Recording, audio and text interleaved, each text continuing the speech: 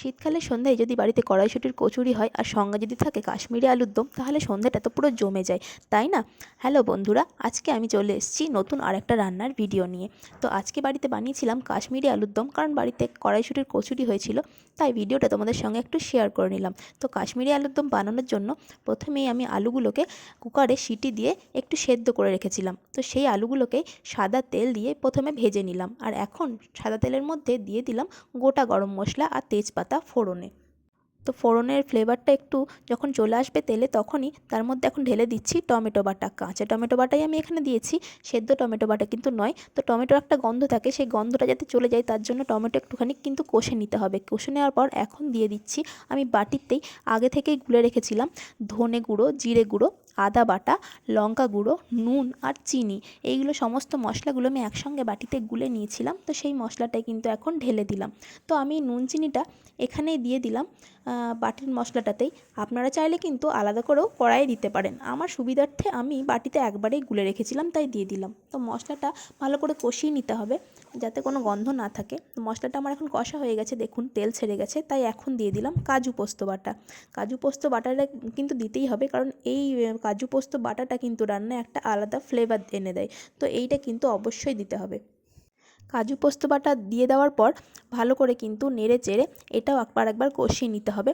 আমার বাটিতে আর একটুখানি কাজু পোস্ত বাটা লেগেছিল, সেই জন্য বাটিটা ধুয়ে জলটা আমি এখন এখানে দিয়ে দিলাম। তো সমস্ত মশলাটা ভালো করে একসঙ্গে মিশিয়ে নিয়েছি, আর ভালো করে আরও একবার কষে নিচ্ছি। যখন দেখবেন তেল ছাড়তে লেগে গেছে, আমার যেমন দেখুন এখন তেল ছাড়ছে, তো সেই সময় এখন এটা দিয়ে দিচ্ছি বাটিতে আগে থেকে টক দই আমি ফেটিয়ে রেখেছিলাম। তো ফেটিয়ে নেওয়া টক দই, এই টক দইটা যখন অ্যাড করবেন তখন কিন্তু গ্যাসের ফ্লেম অবশ্যই লো বা মিডিয়ামে রাখবেন। কমিয়ে দেওয়ারই চেষ্টা করবেন, তা না হলে কিন্তু একটা ছানা কাটা টাইপ হয়ে যেতে পারে। তো সবসময় ফ্লেমটা কমিয়েই তারপরে কিন্তু ফ্লেমটা কমানোর পরেই দইটা আপনারা দেবেন। তো দইটা দেওয়ার পরেও ভালো করে কিন্তু আমি মশলাটাকে আরও একবার নেড়ে নিচ্ছি। সমস্ত মশলাগুলো ভালো করে কিন্তু এখন মোটামুটি কষানো হয়ে গেছে। দেখুন একটা ভালো রকম কালারও চলে এসছে, আর তেলও ছাড়তে লেগেছে। তো এই মতো অবস্থায় আমি দিয়ে দিলাম আমার আগে থেকে ভেজে রাখা আলুগুলো। আলুগুলোকে দিয়ে ভালো করে এই মশলাগুলোর সঙ্গে নেড়ে নিতে হবে, যাতে আলুগুলোর সঙ্গে মশলাগুলো ভালোভাবে একদম মিশে যায়, আর আলুতে যেন ফ্লেভারটাও ভালোভাবে আসতে পারে। তার জন্য আলুটা দিয়ে আমি কিন্তু এখন ভালো করে নেড়ে নিচ্ছি। এই রান্নায় কিন্তু হলুদ একদমই ইউজ করা যাবে না। একদমই কিন্তু আমি হলুদ দিইনি, আপনারা দেখতে পেয়েছেন অবশ্য নিশ্চয়ই। আপনারাও কিন্তু কেউ হলুদ দেবেন না। হলুদের একটা অন্যরকম ফ্লেভার থাকে, তো এই রান্নাটি কিন্তু হলুদ দিলে একটা অন্য ফ্লেভার চলে আসতে পারে। তো হলুদ কিন্তু আমি একদমই দিইনি। হয়তো আমার ভিডিওটায় দেখে আপনার হলুদ হলুদ মনে হতে পারে, কিন্তু আমি কিন্তু হলুদ এখানে দিইনি। তো সমস্ত আলুর সঙ্গে মশলাগুলো ভালো করে মাখানো হয়ে গেছে। এখন আমি দিয়ে দেব এখানে অল্প পরিমাণে জল।